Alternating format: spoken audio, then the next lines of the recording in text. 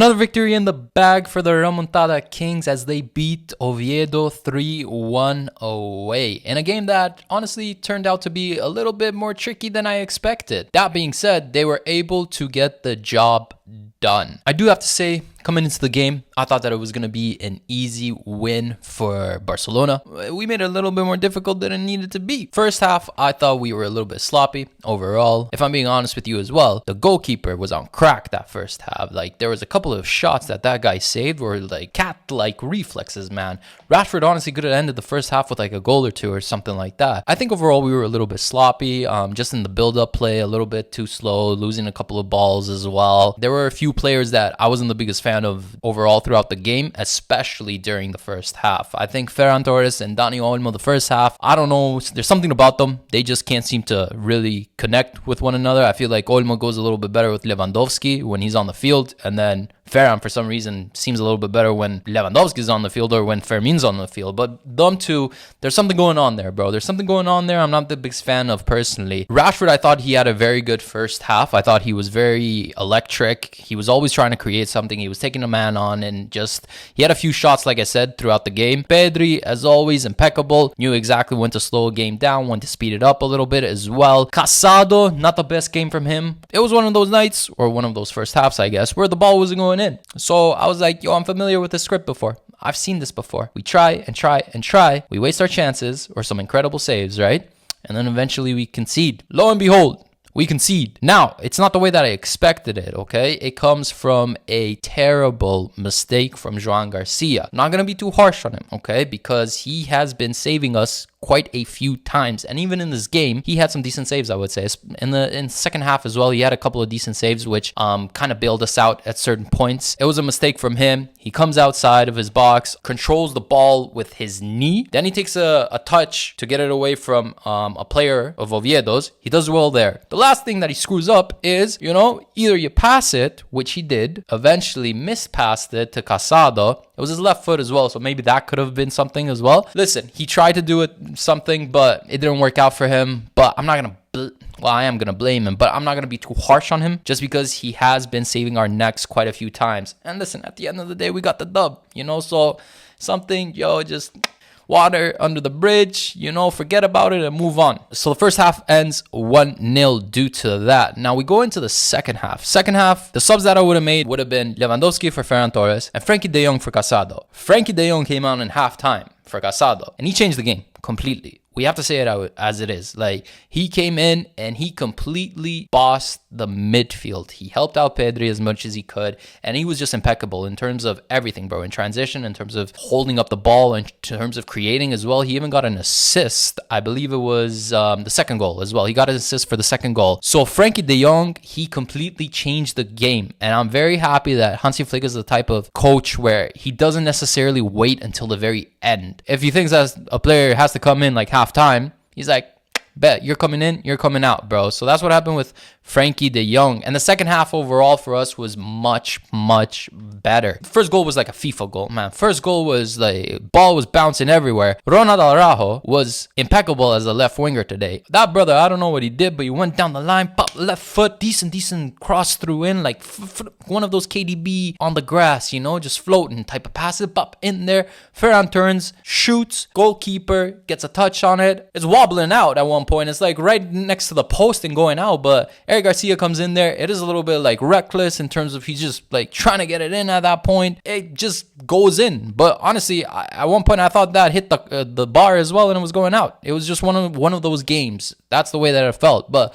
luckily, the FIFA goal went in at the end of the day. So that's where everything started. After that, we just kept on coming and coming and coming and coming. Pause. But we just kept on.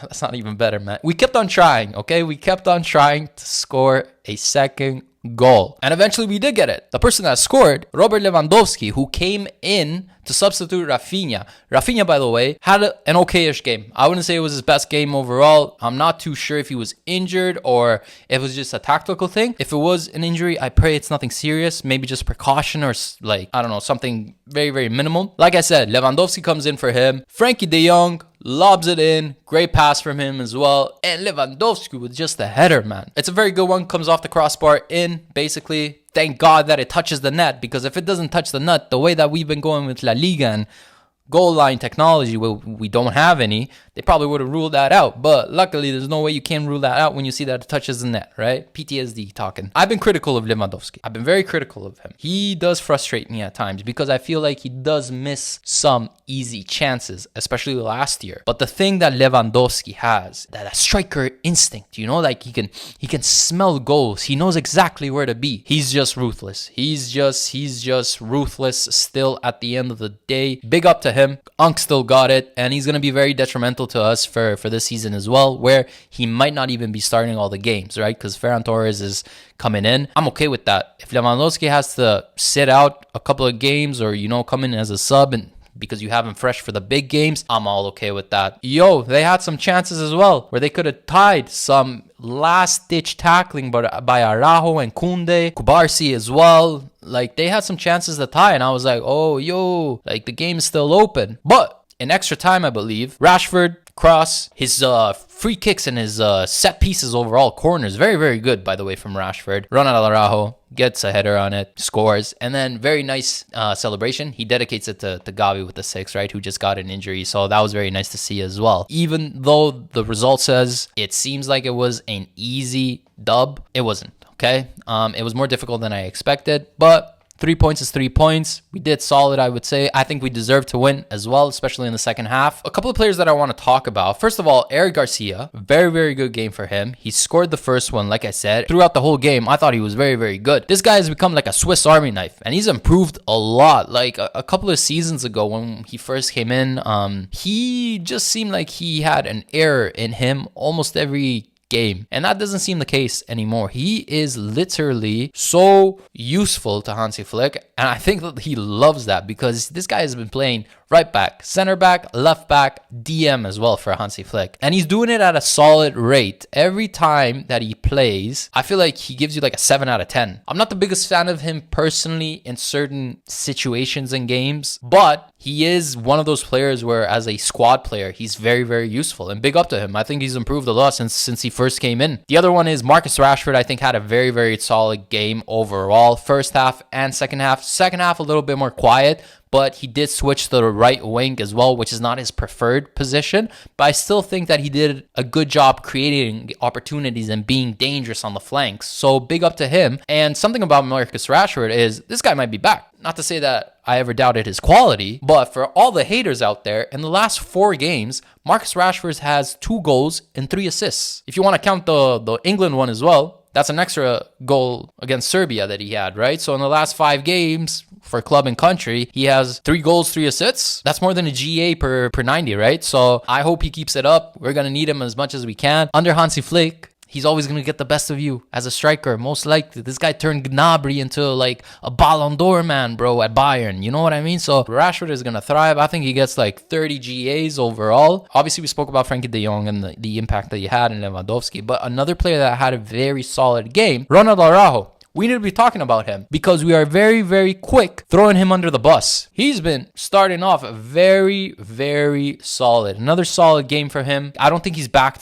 to the level that he was during, when was it, 2021, 2022? The season that we won the league with Xavi and we kept like, I don't even know, we conceded like 20 goals, I think, or something like that throughout the whole league. He's not there yet, but very promising. Compared to last year, for example, he's much, much better. I think it helps that he has a goalie that brings him security. If he's stuck in tight positions, for example, he can just pass back to Joangarcia because he's good, despite the mistake that he made today. He's very good and calm on his feet. He's just been a monster. He's been a rock. Even today, he had a very good game against Rondon, who Rondon is the type of physical striker that can cause problems at times. So I just want to give him his flowers, okay? And I just want to emphasize that he's had a very solid start to the season because I know mans are going to be quick to jump on him as soon as he has the slightest mistakes. All you hypocrites out there. So, you know, let's keep it 100. At the weekend, we have Sociedad, I believe, on Sunday.